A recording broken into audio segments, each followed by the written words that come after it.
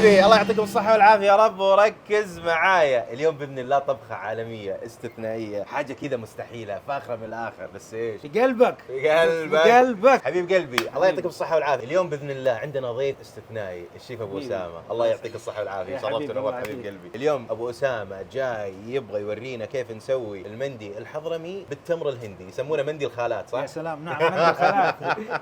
يسمونه مندي الخالات، مندي بالتمر الهندي. راح نسوي نص الكمية اللحم اللي موجودة عندنا حنسويها بالتمر الهندي، والنص الثاني بنخليها كلاسيكية زي ما هي، لكن الرز ما راح نحطه تحت المندي، لا الرز راح نسوي رز حضرمي يا جماعة الخير. هذه عادة بتكون الطريقة المنزلية في المنازل، حضرموت في فئة كبيرة بيعملوا الرز خارج اللحم، يطبخوه يسووه كذا رز مكشن بطريقة كذا جميلة لذيذة. ناخذ اسرارها من عند الشيف ابو اسامة. كيف حالك حبيبي؟ ابشر. ايش نسوي؟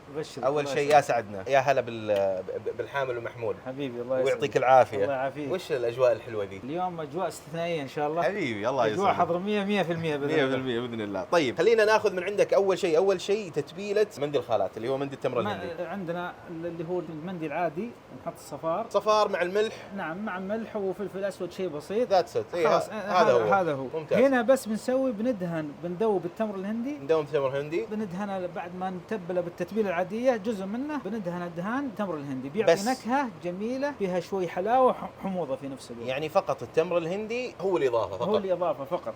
بيعطي لون زياده وبيطعم زياده. بيطعم يعطيك كذا شويه حلاوه، لانه التمر فيه له شويه سكر. بالضبط. وانت سكر يا حبيبي. حبيب قلبي. حبيبي الله يسعدك. طيب بالنسبه للرز الحضرمي، نعم هذا اللي ابغى اعرفه منك، ايش سر الرز الحضرمي؟ الرز الحضرمي سره في الكشنه. الكشنه هي لحالها تاخذ تقريبا ساعه اعداد الكشنه. والله شلون؟ كشن اول شيء نكشن البصل. نعم. حلو الين ما ياخذ اللون الذهبي كذا. ايوه اذا اخذ اللون الذهبي نضيف عليه معجون الطماطم مع البهارات الصحيحه. البهارات الصحيحه وش عندنا ورق الغار والفلفل الاسود، ماجي، عندنا اللومي. بهارات صحيحه اللومي، هذه البهارات الصحيحه المعروفه. ممتاز. طيب بعدين ننزل عليها الطماطم المطحونه. ايوه نخليها تتسبك لمده ساعه. ليه تسبك طماطم؟ طب والبهارات انا شفت هنا في عندك كمون. هذه البهارات هي سر طبخه الرز بعد ما نضيف طبعا الرز نطبخ الحال. يقلب مع بعض البهارات برضه الصحيحه، سلقه يعني سلقه الين نوصل 80%. شخل نشخل هذا. طيب بعدين نسوي طبقه الرز. اول شيء طبقه كشنه بسيطه تحت، بعدين الرز، بعدين طبقه بسيطه من الكشنه، وهذه نطحنها مع بعض، شمر والكمون والكزبره. ونرشها رش على الرز. الله. معها برضه هذه نعصرها اللي هي الفلفل الرومي. ايوه. والكزبره وشوي زنجبيل وفلفل. رشه وبرضه نروح نحط طبقه رز الين نختمها. هذه بنسويها عصير يعني؟ عصير بالضبط. لا اله الا الله. فهي شوي يعني بتاخذ وقت لكنها فاخره من الاخر. لا اله الا الله. انا يا جماعه الخير جعت الله يسامحك. انا توني بادي دايت. لا ورياضه وين تبدا دايت؟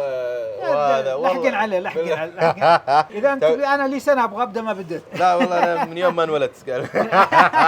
طيب يا جماعه الخير، واضح انه الوصفه في لها كذا تفاصيل استثنائيه، وانا متحمس جدا. ابغاك تعزف لنا معزوفه جميله وانت قاعد تطبخ. جاهزين؟ ابشر. حلوين. اللبس هذا اللبس يا جماعه الخير، يعني ابو اسامه يحكينا عن اللبس الجميل هذا، بيعطيكم معلومات حلوه. جميل. هذه طبعا العمامه معروفه، والعمائم تيجان العرب. هذه الحبوه استخدمها حبوه للجلسه، يعني مثلا اذا جلست سوي كذا، حط رجلك كذا تصير مسند، زي المسند لك اذا رحت الحرم، رحت مكان جلسه سمر اي شيء، واذا خلصت تصير ديكور. تمام. وهذه الجنبيه معروفه. جنبيه طبعا ثمن الجنبيه يختلف من صناعتها ويختلف من اللي يلبسها، يعني مثلا هذه اللي لبستها انت بتصير قيمتها مضاعفه اللي لبسها عشان بعد. الله. طب تكاونتنج كم واحد ذبحت فيها ولا لا؟ اذا طبعا هذه الجنبيه نحن ما نطلعها، على قولهم يقول لك ما تطلع الا ترجع بدم، فما تطلع نهائيا، لان اذا طلعتها تقطع بها لحم، تقطع بها بصل، هذه اهانه للجنبيه. فالجنبيه ما تستخدم الا في صحيح. عاده يا جماعه الخير بتلقى اي شخص معاه جنبيه مع سكينه جانبيه بيحطها هنا، مجرد انه بغى يقطع اي حاجه بيقطع فيها، بس الجنبيه عيب انك الحين يعني لا ما يستطيع ترجع. تخوف كذا. فبالتالي ما بترتفع. الله يعطيك الصحة والعافية، شكرا على المعلومات القيمة هذه، وأسعدتني بالزيارة. لكن نبدأ. نبي ننطرب وإحنا نطبخ. يلا توكلنا. خلاص تقول بسم الله. بسم الله. قول لهم بسم الله نبدأ. بسم الله نبدأ، توكلنا على الله.